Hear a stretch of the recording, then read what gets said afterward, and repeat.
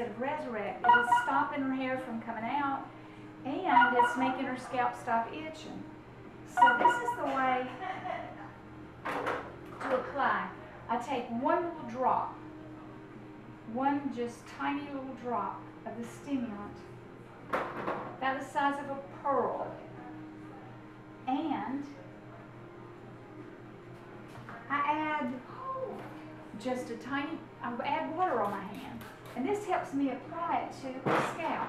I will touch my finger in the stimulant, get a little bit on my fingers like this, and then that's just a very thin coating. You can't see it on my fingers, but I go in and I massage her scalp with this one little drop all over her head. And then I take what's left, because I've already applied some to the back. I take what's left. There will be a thin coating on my hand. You can't see it, but you can feel it.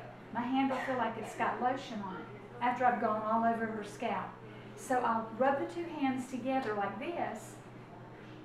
So you can see it's shiny on my hands because there's stimulant in there. It feels like lotion almost, but not greasy.